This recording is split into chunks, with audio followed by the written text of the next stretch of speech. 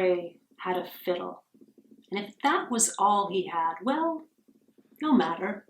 Finn was young, and his music was good for a meal and a bed wherever he went. He had a gift, you see. There was not a living soul who could stay still once Finn's bow drew the first note. They said his music could call crocuses from the frozen ground. They said it could call the dead back if he chose. Now, Finn was not a handsome man, but when he lifted his bow, even the old women shivered. Finn didn't see the girls sighing and flashing their eyes in his direction, for his eyes were always shut tight as he played. He was blind to everything once the music began. Until one night at a dance in Galway, Rachel Dunstan spun past, brushed against his sleeve. Finn's eyes flew open at her touch. And there she was, hair dark as a raven's wing, skin pale as the moon. The other girls stamped their feet as they danced, but Rachel hardly touched the ground. Finn played with his eyes open the rest of that night. His gaze didn't waver as Rachel spun across the floor.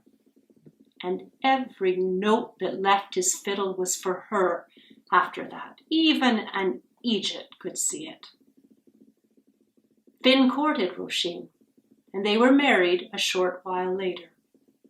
Rachel had inherited a cottage on a few acres of rented land where she grew cabbages and potatoes. It meant that Finn's wandering days were over, but it was fine with Finn. He had Rachel, he had his fiddle, and he had a roof to shelter his head. By and by, Rachel conceived a child. Oh, those were joyful days. Every evening when the day's labor was over, Finn would take down his fiddle and he would play. He played all the beauty of the world, the wind in the fields and the waves on the shore, and the first stars on a summer's night. And Rachel, she could feel the child inside, dancing to his tunes. Not even the babe could stay still for such music. The time came for the midwife, and of course Finn was sent away. But he didn't go far. He stayed just outside the door, near enough to hear his wife's cries. Now, what can a man do at such a time? Finn did the only thing he knew.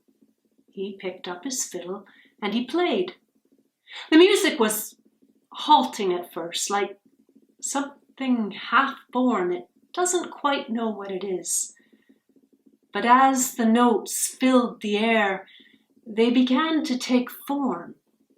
The music became a ship to carry Rachel over the waves that racked her. The music was a bird to carry her high above her pain. Rachel labored and Finn played for 16 hours. And when it was all done, they had a healthy baby girl. Everyone in the county heard Finn play that night. Oh, he was a proud father. He played for the moon, he played for the stars, he played all the joy in his bursting heart. And Rachel, listening from inside, knew then that the rumors must be true, that Finn had fairy blood in his veins. What mortal man could play a fiddle for 16 hours without collapsing? But she loved him all the more. He lifted her above her birthing pain, and what man has ever done that for a woman?